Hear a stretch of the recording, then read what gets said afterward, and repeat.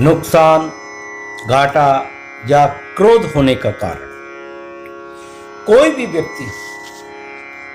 संसार में अपना नुकसान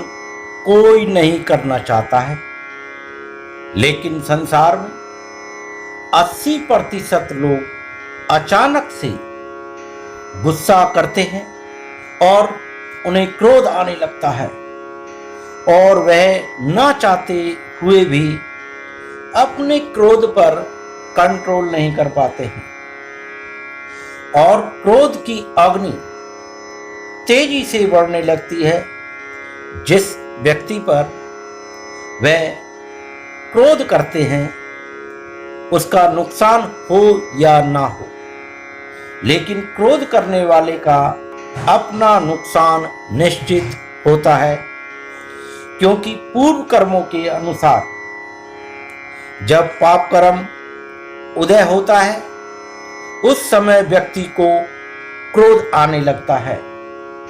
और उसकी सोचने समझने की स्थिति खत्म हो जाती है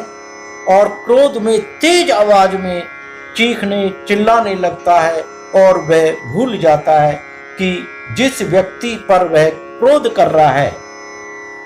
वह उसके सामने ही है या उसकी बातों को वो आसानी से सुन पा रहा है और वह ज्यादा दूर नहीं है और कम आवाज में भी वह उसकी आवाज को सुन सकता है। लेकिन जब क्रोध करने वाले को अपना ही कोई होश ना हो, सोचने समझने की स्थिति ना हो, तब व्यक्ति क्रोध में तेजी से चीखने चिल्लाने लगता है और अपना प्रभाव जमाने की कोशिश करता है और अपना नुकसान करने लगता है। क्रोध शांत होने पर मन मारकर अपने नुकसान को मजबूरी में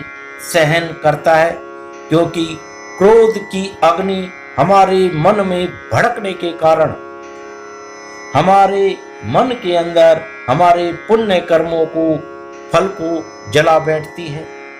जिससे संसार में पुण्य कर्मों के कमी के कारण मानसिक, सामाजिक और धन की क्षति का नुकसान उठाना पड़ता है और चारों तरफ हमें असंतोष रूप से मानसिक परेशानी का सामना करना पड़ता है। इसलिए ज्यादातर लोग अपने पाप कर्मों के कारण, अपने ही क्रोध के कारण दुखी रहते हैं और हमेशा परेशानी महसूस करते हैं। लेकिन 20% लोग संसार में ऐसे हैं जो सोच समझ कर व्यवहार करते हैं, क्योंकि उनके पुण्य कर्म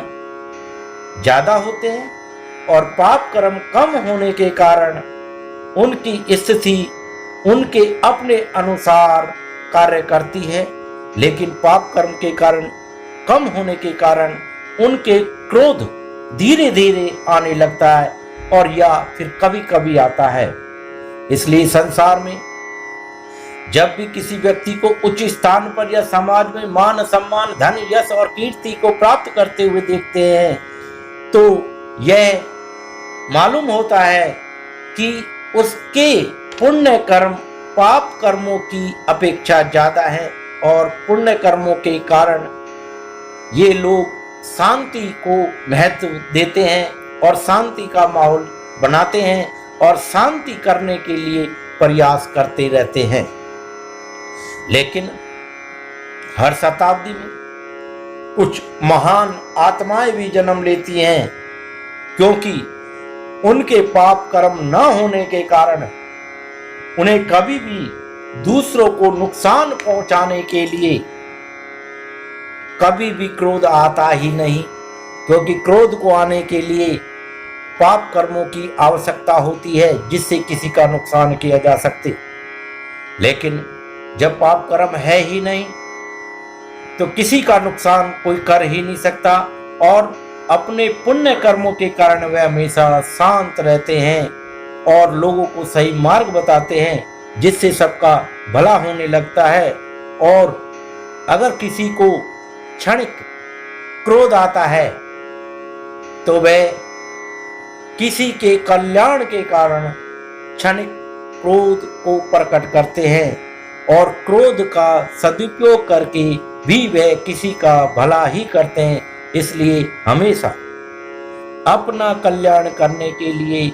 दूसरों का भला करते रहना चाहिए, क्योंकि दूसरों का भला करने पर ही हमारा अपना स्वयं का भला होता है। जय गुरुदेव।